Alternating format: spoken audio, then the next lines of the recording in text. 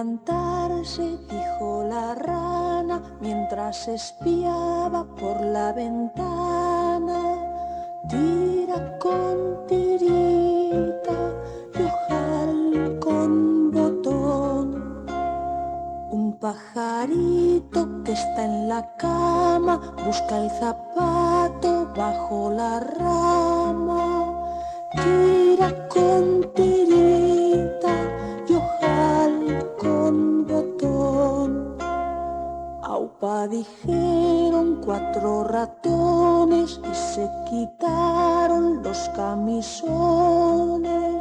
Tira con tirita y ojal con botón. No hallo mi flauta, protestó el grillo, y la tenía en el bolsillo. Tira con tirita y ojal con botón. Una gallina muerta de risa se pone el gorro y la camisa. Tira con tirita y ojal con botón. Medio dormido, dice el morrongo, cuando madrugo siempre rezongo. Tira con tirita y ojal con botón. Y el sapo dice que disparate desayunarse con chocolate. Tira con tirita y ojal con botón. Tira con tirita y ojal con botón.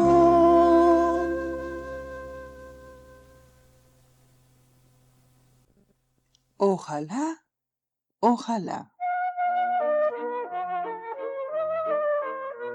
A orillas del río Arno, en Italia, hay una vieja y esplendorosa ciudad con torres doradas y numerosos palacios que parece salida de un cuento de hadas.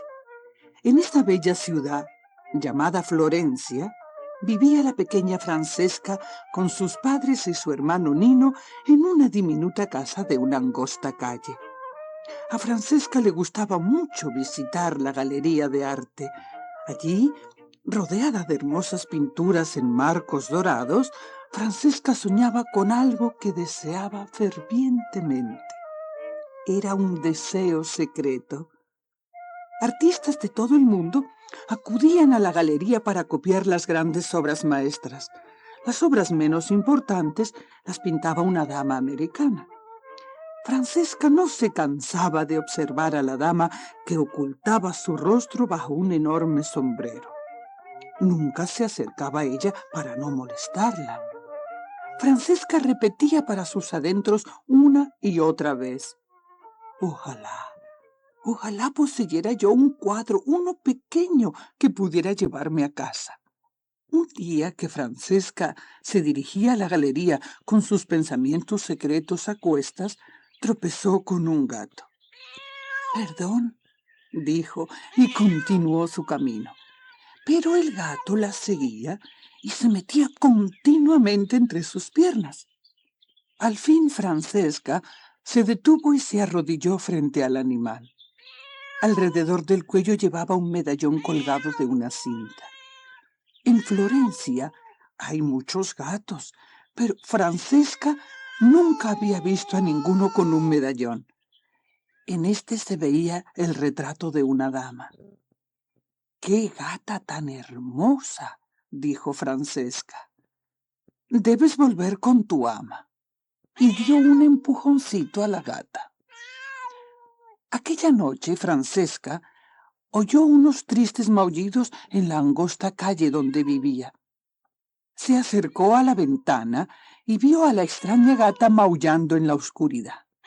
Francesca no tuvo más remedio que dejarla entrar. A la mañana siguiente halló a la gata tumbada en un cesto de su madre. A su lado tenía un diminuto gatito recién nacido. Francesca Seguía yendo todos los días a la galería para observar a la dama americana, pero siempre regresaba temprano a casa para jugar con los gatos. Al poco tiempo, el gatito abrió los ojos y corrió tras Francesca como una pelotita forrada de pelo. Ojalá, ojalá fueras mío, dulce gatito. No, no, dijeron sus padres. La gata pertenece a la señora del medallón y el gatito también. Debes procurar encontrar a esa señora. Es tu obligación. Francesca sabía que aquella era su obligación, pero se decía, no deseo encontrar a la dueña del gatito. Sin embargo, lo procuraré. Y preguntaba a todo el mundo si la conocían. Las monjas del convento dijeron, no, nunca hemos visto a esa señora. El hombre de la carreta del vino dijo, no, no la conozco. La vendedora de flores exclamó, lo siento. El señor Piccolo, que vendía pajaritos, dijo, será mejor que se lo preguntes a la policía, Francesca. El policía no sabía nada acerca de ningún gato extraviado. A Francesca le dio un vuelco el corazón. Tal vez podría quedarse con los hermosos gatos. Al fin y al cabo, lo había intentado todo. Así pues, decidió llevarse los gatos a casa. A la mañana siguiente, Francesca abrazó al gatito, acarició a la gata y se fue apresuradamente a la galería. Hacía 2 días que no iba por allí. ¿Y si la dama americana se hubiera marchado? Pero no, la dama estaba allí. Francesca se acercó a ella lenta y sigilosamente. De pronto se produjo un alboroto a la entrada de la galería. La dama se volvió y Francesca soltó una exclamación de asombro al ver a los guardas corriendo como locos intentando dar caza a la gata y al gatito. Habían seguido a Francesca hasta la galería. El gatito lamió el tobillo de Francesca con su áspera lengua mientras la gata, llena de gozo, saltaba sobre el regazo de la señora. Pertenecía a la dama americana. Fue un encuentro conmovedor. Solo Francesca se sentía triste, pues iba a echar de menos al gatito. Cuando la dama recobró el aliento, dijo a la niña, me has hecho inmensamente feliz. ¿Quieres ayudarme a llevar los gatos a casa? Francesca siguió a la dama hasta un gran hotel. Subieron en el ascensor y se dirigieron a la habitación de la señora americana. Te regalo el gatito, pues es más lógico que pertenezca a una niña como tú. Y por si algún día se extravía, aquí tienes un cuadrito para que se lo cuelgues del cuello.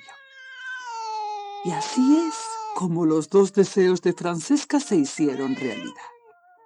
Ahora era dueña de un cuadro y de un gatito. Mientras corría contenta hacia su pequeña casa de la angosta calle de la bella ciudad de Florencia, Francesca se sentía tan feliz como la princesa de un cuento de hadas.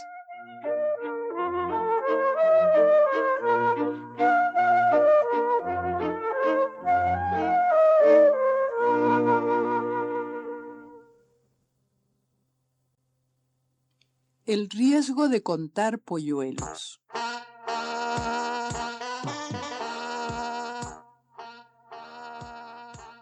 El mendigo Alí y Fátima, su esposa, vivían en una carreta tumbada boca abajo cerca de las murallas de la ciudad.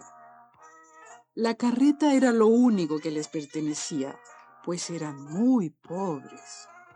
Todos los días, Alí dejaba a Fátima velando su casa mientras él iba a mendigar comida. día que hacía mucho calor, Alí caminaba triste con la cabeza gacha, cuando, medio oculto entre la hierba, halló un enorme huevo de gallina de color pardo y con pintas. Alí corrió a casa y mostró muy satisfecho el huevo a Fátima. «Mira, mira, nuestra suerte ha cambiado. Si logro incubar este huevo, seré dueño de una gallina». Su esposa, entusiasmada, le echó los brazos al cuello y exclamó: «¿Podremos comer huevos todos los días?». «Tendremos docenas de huevos», gritó Alí, «y esos huevos se convertirán en gallinas y en pollos. Comeremos pollo asado todas las semanas y los que sobren los venderemos en el mercado». «¿Tendremos dinero suficiente para comprar una vaca? Y la vaca nos dará mucha leche, y entonces podremos comprar un toro y criaremos ganado». Fátima comenzó a bailar alrededor de la carreta. «¡Seremos ricos, ricos, ricos!». Alí se irguió y dijo: «Antes de que finalice el año, seré el ganadero más rico del norte del Sahara. Los jeques y los mercaderes recorrerán cientos de kilómetros para comprarme vacas, huevos y pollos». Fátima se llevó las manos a la boca asombrada y preguntó: «¿Seremos lo bastante ricos para que yo pueda comprarme un vestido nuevo?». «¿Un vestido? Tendrás centenares de vestidos y zapatillas bordadas a juego con ellos. Irás a todas partes transportada por sirvientes. Y yo tendré 50 camellos de carreras y construiré un palacio con 1.000.000 de habitaciones». Fátima estaba perpleja. «¿Qué necesidad tenemos de 1.000.000 de habitaciones? Será muy difícil mantenerlas limpias y aseadas». «Pues para los criados, claro». «Claro, para los criados». «Y danzarinas. Tendré muchas danzarinas que bailarán todas las noches para mí, y por lo menos una docena de esposas jóvenes y hermosas para que cuiden de mí cuando me haga viejo. Oh, sí, me parece estar viéndolas, enjugando mis sienes con agua de rosas, trayéndome refrescos para beber, uvas para comer, acariciando mi frente. ¡Ay!». Fátima había agarrado el enorme huevo marrón con pintas y lo había estrellado contra la cabeza de Alí. La yema se deslizó por su rostro mientras la cáscara relucía sobre sus cabellos. «¿Con qué danzarinas, gritó su mujer. «¡Esposas jóvenes y hermosas! ¡Ja!». Y salió tempestuosamente para ir a sentarse bajo la carreta hasta que se le hubo pasado el berrinche.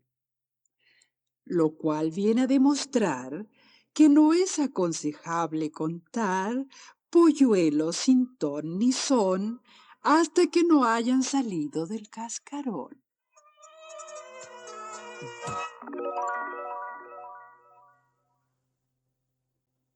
El soldadito de hojalata.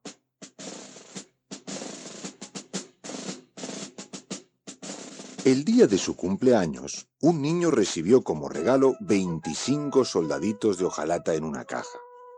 Los soldaditos eran todos hermanos, pues habían sido confeccionados con la misma hojalata y pintados con el mismo bote de pintura. Se mantenían en posición de firmes, con sus rifles al hombro, mirando al frente, luciendo elegantes uniformes rojos y negros. Todos los soldaditos de hojalata eran exactamente iguales, excepto uno, el último, porque el fabricante se había quedado sin hojalata y tuvo que fabricarlo con una sola pierna. Aún así, se mantenía tan firme sobre su única pierna como los otros soldados con las dos. Cuando el niño vio su regalo, batió palmas y exclamó: ¡Un ejército! Sacó los soldaditos de hojalata de la caja uno por uno y los puso en fila sobre una mesa atestada de juguetes. El ejército se alineaba orgulloso frente a un hermoso castillo de cartón, admirando sus imágenes reflejadas en un estanque de cristal. En el puente levadizo estaba la propietaria del castillo, una bailarina de papel. El último soldadito, que se sostenía sobre una sola pierna, pensó que la bailarina era la muñeca más bella que jamás había visto. Llevaba un vestido de muselina blanco y una cinta azul en un hombro sujeta por una estrella brillante. Tendía sus pálidos brazos al frente como alargándolos hacia el soldadito y se sostenía de puntillas sobre un pie con el otro extendido hacia atrás casi oculto por su falda. Al soldadito de hojalata le hizo el efecto de que solo tenía una pierna como él. Sería la esposa ideal para mí, pensó. Pero es demasiado distinguida. Tiene un castillo y yo solo dispongo de una caja que comparto con otros soldados. No sería suficiente para ella. Pero qué hermosa es. No me canso de mirarla. El soldado contemplaba en silencio a la bailarina sobre el puente levadizo del castillo. Y cuando el niño volvió a meter a los demás soldados en su caja, él fue a refugiarse a la sombra de una caja de colorines para poder seguir contemplándola toda la noche. El niño se acostó y la casa quedó en silencio.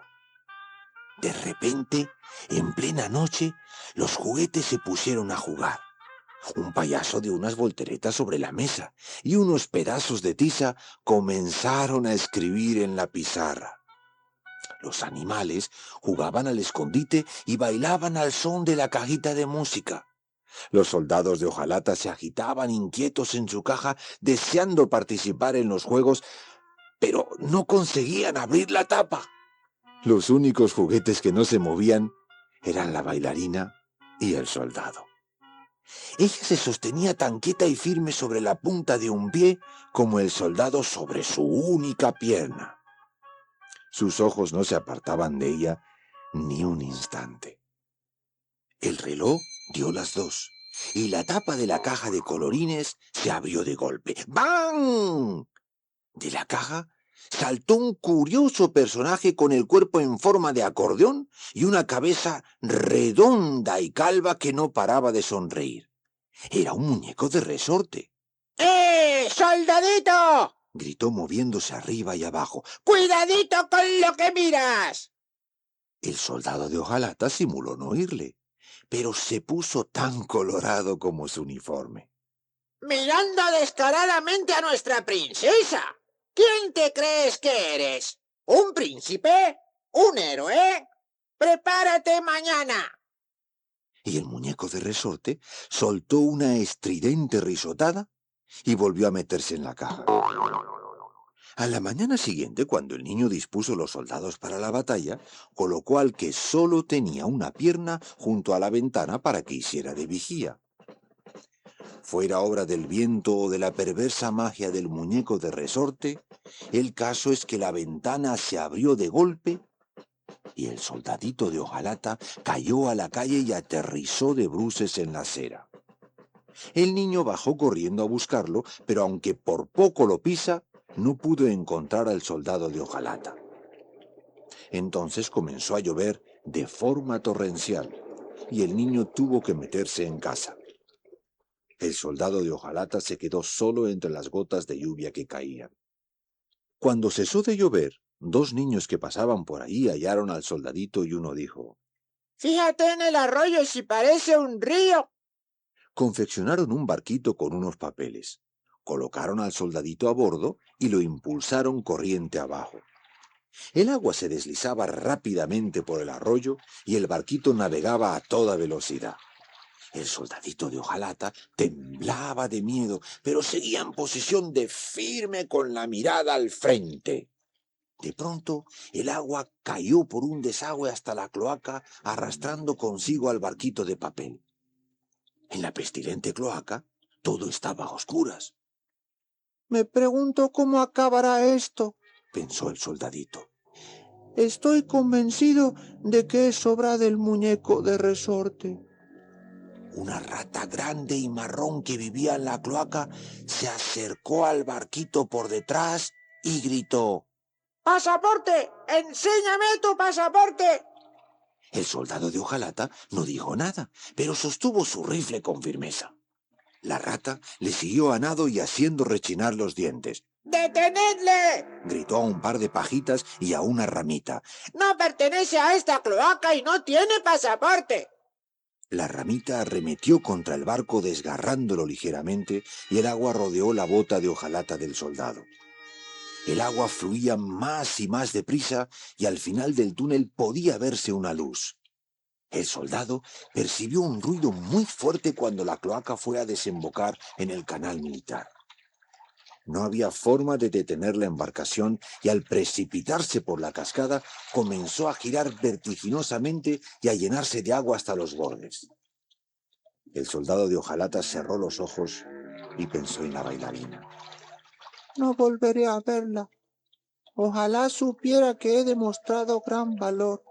Así al menos me admiraría por ello. Al fin, el barquito de papel se hundió y el soldado empezó a ahogarse. En aquel preciso instante, un pez abrió la boca y se tragó al soldado. Vaya forma de morir un soldado, pensó el héroe de hojalata. Devorado por un pez. Mientras el pez se deslizaba por el sucio canal, en su tripa vinieron a sumarse junto al soldado unas algas, 2 caracoles y un gusano. De repente, por la garganta del pez se deslizó un anzuelo plateado y el soldado tuvo que hacerse a un lado para no resultar herido. El pez comenzó a agitarse de un lado para otro mientras era sacado del agua. El soldado y los caracoles rodaban en el interior de la oscura tripa. Por fin, el pez se quedó quieto. Un poco más tarde, la hoja de un cuchillo que casi parte al soldado por la mitad brilló en la oscuridad. La voz de una mujer exclamó: «Vaya, si es tu viejo soldado de hojalata». El pez había sido atrapado por un pescador que lo había vendido en el mercado. ¿Y quién diría es que lo compró y lo llevó a casa para prepararlo para la cena? Nada menos que la madre del niño que había perdido a su vigía. La mujer llevó el soldadito de hojalata a la salita de estar donde jugaba su hijo. «Mira lo que he encontrado dentro del pez. Ha debido a ser un viaje muy emocionante». Y volvió a colocar el soldado de hojalata sobre la mesa junto a los juguetes que él ya conocía. Y allí estaba ella, la pequeña bailarina que seguía sosteniéndose sobre una pierna y extendiendo los brazos hacia él, tan quieta y hermosa como antes. Él se sintió tan aliviado al volver a verla que casi se echa a llorar. La miró y ella le miró a él, pero ninguno de los dos dijo una palabra. En esto el niño cogió el soldado y exclamó: «Va, vete a saber dónde habrá estado». y lo arrojó al fuego. Lo cierto es que no sabía por qué había hecho aquello. Quizá fuera por obra de la perversa magia del muñeco de resorte. El soldado de hojalata yacía impotente sobre los negros carbones mientras las llamas lamían su pintura negra y roja. El rifle se retorció en su mano y el soldadito comenzó a sudar gotas de hojalata. A través del sofocante humo, pudo ver al muñeco de resorte sonriendo y moviéndose sobre su muelle. Vio también a la bailarina en el puente levadizo, con los brazos tendidos hacia él.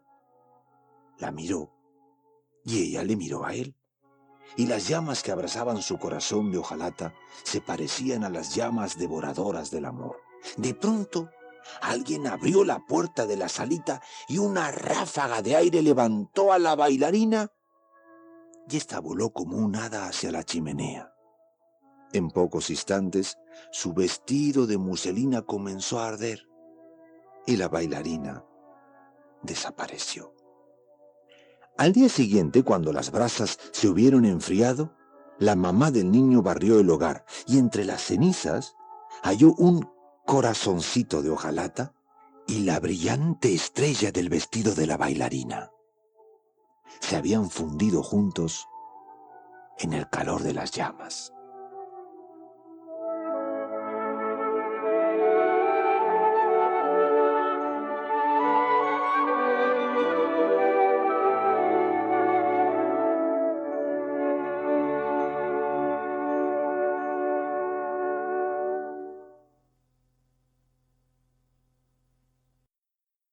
El reino de las focas.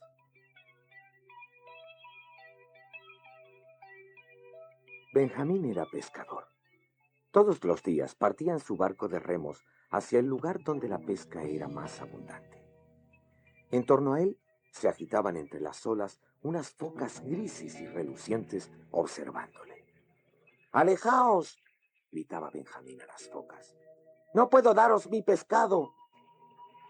Pero en ocasiones atrapaba en sus redes a una foca y la mataba, y se llevaba la piel a casa para venderla.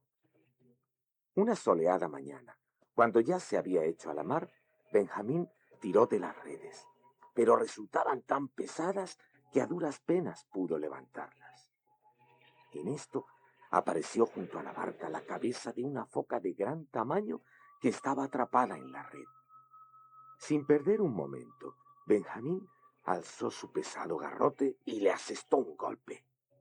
¡Qué grande es!, pensó mientras golpeaba la cabeza del animal. La foca se defendía furiosamente y casi arrojó a Benjamín por la borda. Este le asestó otros 2 golpes, pero la foca rompió las redes y desapareció en el agua. Aquella noche, Benjamín, sentado en su casita, pensó lleno de rabia. Menudo abrigo me habría hecho con aquella piel. Pero al poco rato, a la luz de la lámpara que oscilaba, se quedó dormido junto al fuego.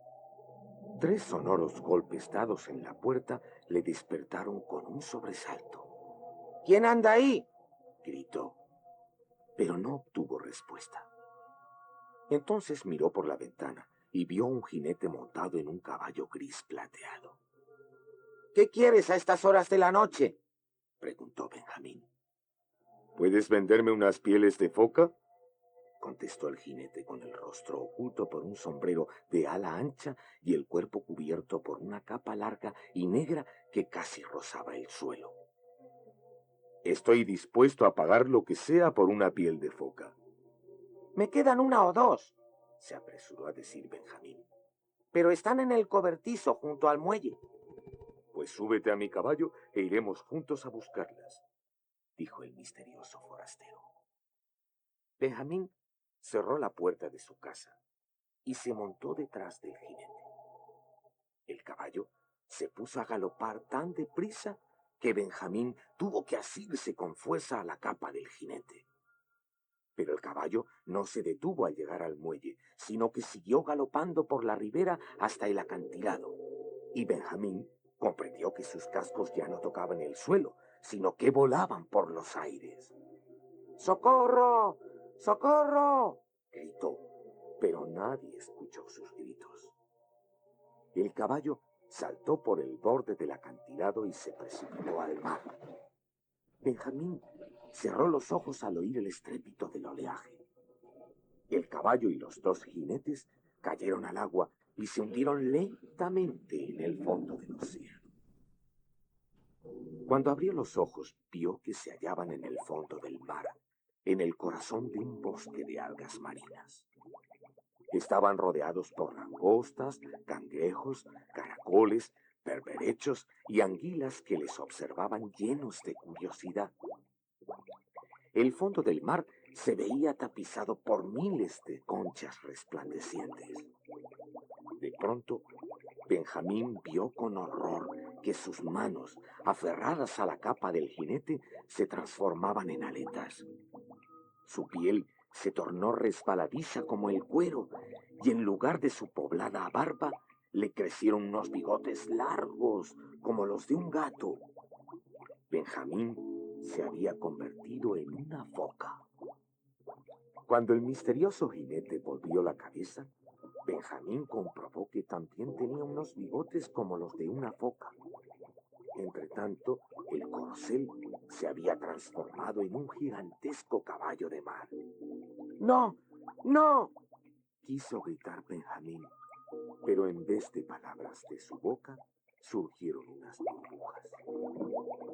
A su alrededor nadaban cientos y cientos de focas de todos los tamaños, con la piel reluciente y unos bigotes muy largos. En esto se pusieron a gritar el lamento más triste que Benjamín había oído nunca.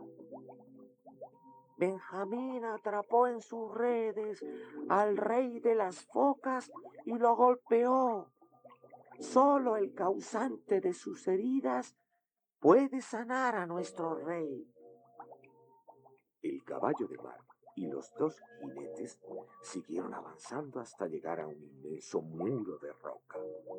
De pronto, este se abrió y Benjamín vio una cueva enorme. Era el palacio del rey de las focas. Miles de rutilantes perlas colgaban del techo de la cueva, iluminándola como si fuera de día.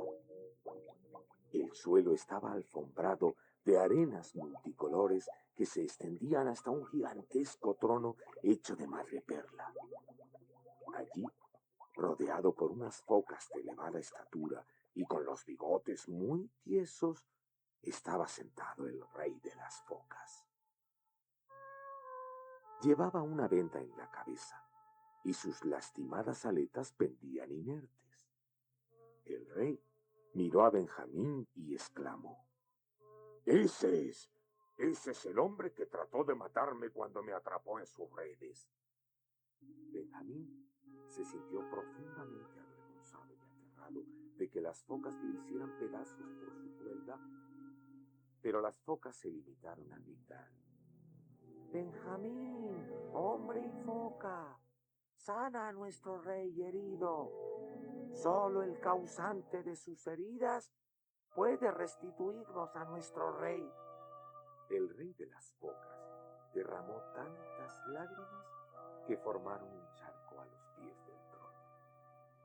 Por favor, debes curarme, Benjamín, le rogó. La cabeza me duele tanto que no puedo ponerme la corona. Benjamín se acercó apresuradamente al rey y tocó sus heridas 3 veces con una aleta, y el rey sanó de inmediato. Se quitó la venda de la cabeza y exclamó: ¡Estoy curado! ¡Estoy curado! Todas las focas empezaron a danzar alrededor del trono y tomaron a Benjamín por sus aletas, obligándole a bailar también. Pero el rey dio una orden y dejaron de bailar. Benjamín, dijo el monarca, te invito a que te unas a nosotras en nuestro reino para que vivas siempre dentro de tu piel de foca. Gracias, pero prefiero volver a ser yo mismo, se apresuró a decir Benjamín. Sea, dijo el rey, pero no haré que recuperes tu forma humana hasta que me prometas no volver a matar más focas. Oh, sí, lo prometo, respondió. Al decir esto, la cueva desapareció y Benjamín se halló junto a la entrada de su casita. Entró precipitadamente para mirarse en el espejo y comprobó aliviado que volvía a ser un hombre. A partir de entonces, todos los domingos por la tarde se acerca a la bahía para arrojar peces a las focas. Y cuando una queda atrapada en sus redes, le acaricia la cabeza y la deja libre para que regrese al fondo del mar y dé saludos de su parte al rey de las focas.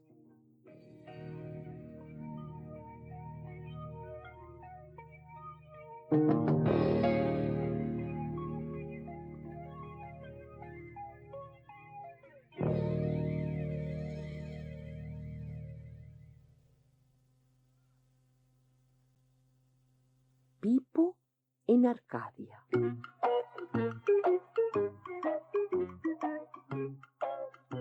Un buen día, Pipo oyó una llamada de socorro por su radio.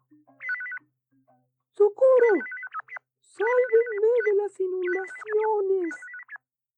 Tío Emo, ven corriendo. Un hombre necesita nuestra ayuda. Debemos ir volando. Fíjate, Pipo, el nivel de las aguas sube rápidamente. Hemos llegado justo a tiempo. Celebro que oyeras mi mensaje de socorro. No puedo seguir transmitiendo. ¿Cómo me pesan las piernas? En realidad, no sé lo que ha podido suceder. Esto ayer era un arroyuelo. Volaré muy alto y quizá logre ver qué es lo que ha provocado la inundación. Mira, aspirador allí abajo. Creo que ese debe ser el problema que provoca la inundación. ¡Eh!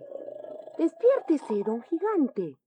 Está bloqueando el arroyuelo e inunda todo el campo. ¡Cuánto lo siento! Debo de haberme movido mientras dormía. Soñé que me hallaba en la bañera. No es nada fácil para alguien tan grandote como yo hallar un lugar seguro para dormir. ¿Comprendes? Descuide.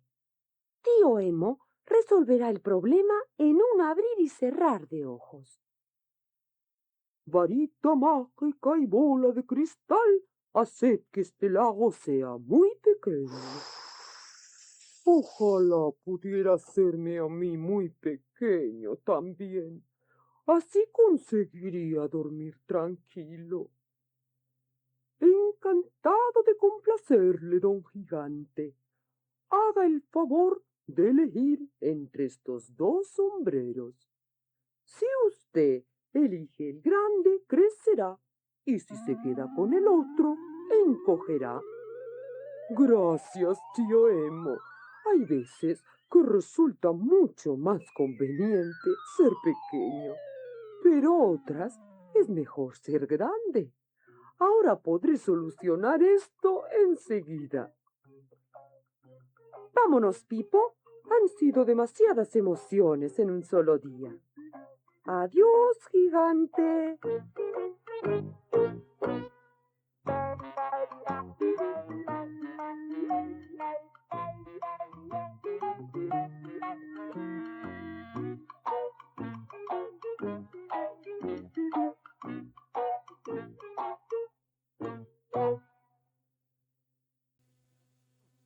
El erizo volador.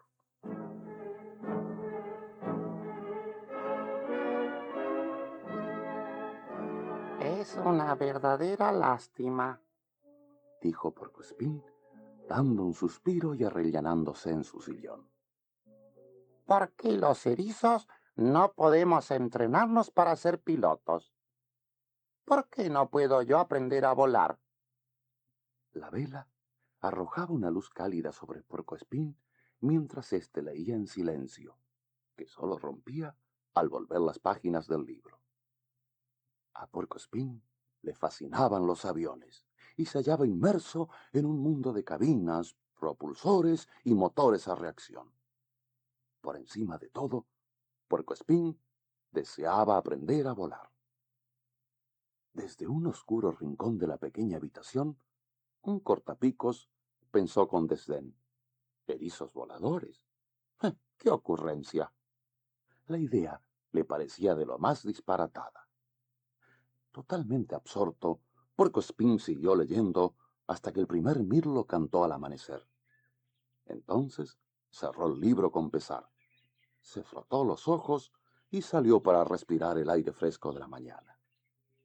Echó a andar por su sendero favorito como en un sueño, apenas sin fijarse en el seto que olía a madreselva cubierto de rocío. Si yo fuera un pájaro, Dijo mientras observaba a los gorriones brincando y aleteando en los arbustos.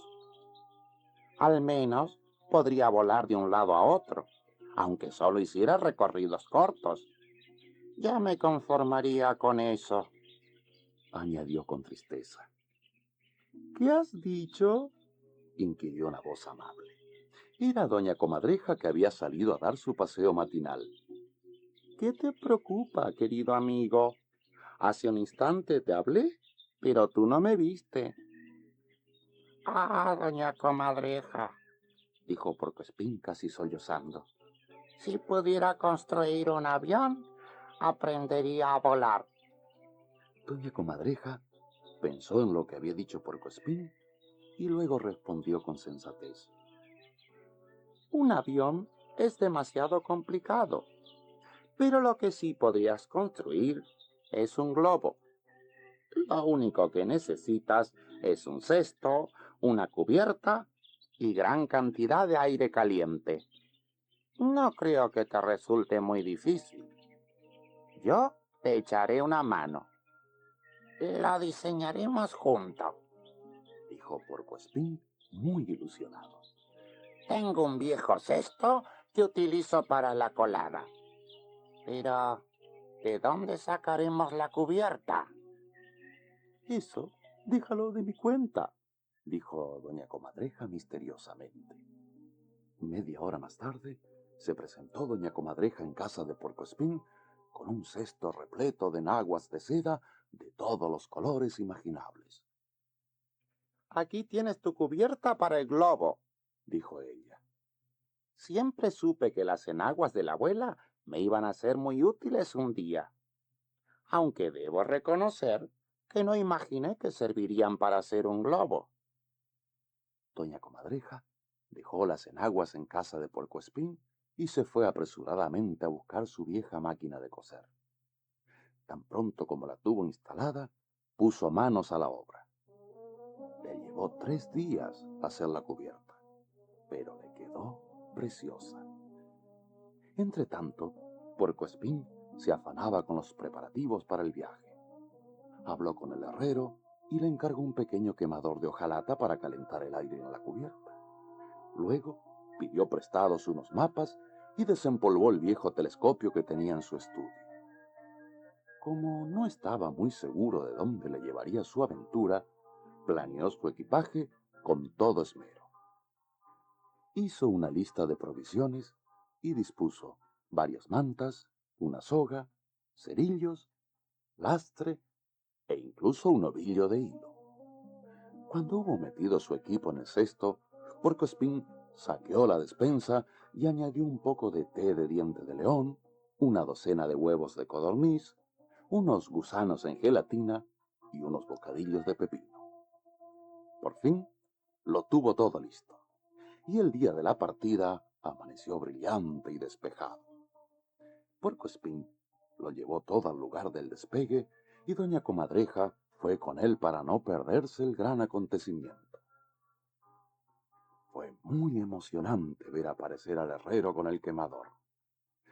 Después de dejarlo instalado bajo el globo, Puercoespín prendió la mecha con un cerillo. «¡No olvides clavar bien la estaca!», exclamó doña Comadreja, «o el globo despegará sin ti». Y el globo despegó. Puercoespín tuvo que subirse apresuradamente en el cesto mientras el globo ascendía majestuosamente. «¡Hurra!», gritó doña Comadreja tan fuerte como pudo. «¡Buena suerte!», gritó el herrero agitando su mandil. «¡Feliz viaje!». Sus voces se hicieron más y más débiles a medida que el globo se remontaba hacia los cielos. «Esto es estupendo», dijo Puercoespín, dando un suspiro y acomodándose en el cesto. Subió más y más alto, y muy pronto salió volando por encima de los árboles, las colinas, las montañas y el ancho océano, con el mundo entero pequeño y redondo a sus pies. Puercoespín estaba tan entusiasmado con todo lo que veía que no estaba preparado para el desastre. Pero de pronto oyó un sonido terrible como de tela que se desgarra, un silbido como de aire que se escapara. El globo vaciló por un momento y empezó a caer en picado hacia el mar, adquiriendo más y más velocidad a medida que descendía. Aterrado, Puercoespín levantó la vista y vio que sus púas se habían prendido en la seda y la cubierta estaba rasgada. «¡Ay de mí! ¿Qué voy a hacer?», se lamentó Puercoespín, casi paralizado por el terror. «No sé nadar». Pero mientras se precipitaba hacia el mar, se le ocurrió una idea genial. Sacó el ovillo de hilo del fondo del cesto, se arrancó una púa de la espalda para utilizarla a modo de aguja y se puso a coser como un desesperado. La cubierta quedó reparada en un santiamén y Puerco Espín dio un suspiro de alivio al ver que el globo empezaba a subir otra vez. Menos mal, Dijo, reponiéndose del susto. El globo siguió ascendiendo por encima de las nubes hasta que Puerco Espín se halló entre los planetas y las estrellas del firmamento. Pasó junto a la luna y la examinó a través de su telescopio. Luego se entretuvo varias horas observando la Vía Láctea. Al cabo de un rato, empezó a sentir cansancio y decidió buscar un lugar donde aterrizar. Consultó los mapas y pensó que lo mejor sería hacerlo en Marte. Pero cuando el globo llegó a Marte, Puerco Espín comprobó que iba a ser mucho más complicado aterrizar en el planeta de lo que había supuesto. ¿Cómo haría para descender? Si dejaba que se escapara todo el aire caliente, se quedaría abandonado en Marte sin poder regresar a la Tierra. bueno, Se dijo Puerco Espín.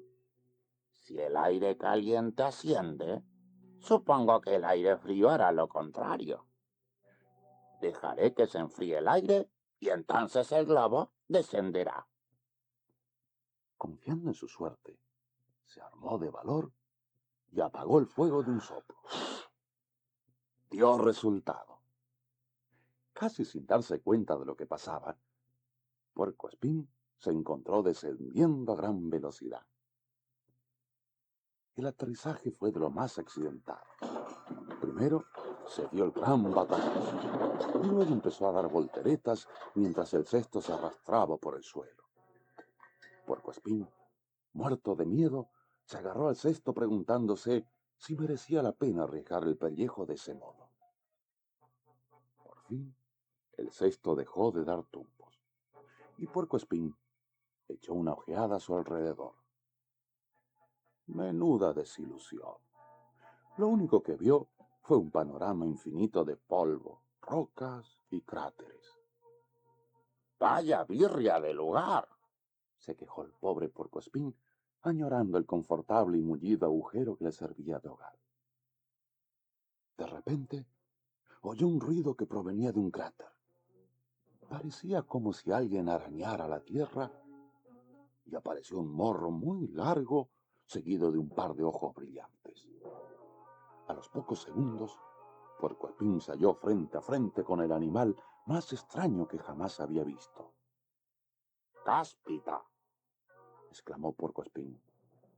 ¿será posible que seas un erizo? Lo mismo podría decir yo, contestó enfadado el extraño animal. Pero luego cambió de expresión y sonrió con simpatía. Me llamo Paco, dijo. ¡Qué sorpresa! Eres nuestro primer visitante. Ven a conocer a mi familia, Espera un instante, dijo Puerco Espín revolviendo en su cesto. he traído unas cosas deliciosas. Creo que te gustarán. Y sacó los huevos de codorniz, los gusanos en gelatina y los bocadillos de pepino. Como es natural, la familia de Paco quiso que les relatara su viaje, y Puerco Espín lo pasó en grande describiendo sus aventuras. Cuando terminó, se produjo un momento de silencio, y luego Paco dijo muy serio: Jamás conseguirás que yo me suba en uno de esos globos. Cuando llegó la hora de despedirse de sus nuevos amigos, todos acompañaron a Puerco Espín para verle partir. Le colmaron de regalos envueltos en bonitos papeles de colorines. Paco le dio una preciosa talla de un erizo marciano hecha de un pedazo de roca de extraños colores. Su esposa le hizo una tarta especial y sus hijos le regalaron los mejores fósiles de su colección. Puerco Espín se secó una lágrima al despedirse de sus amigos, pero no se sentía desgraciado, pues sabía que un día regresaría a verlos. porque si había algo que le entusiasmara con locura era volar y volar.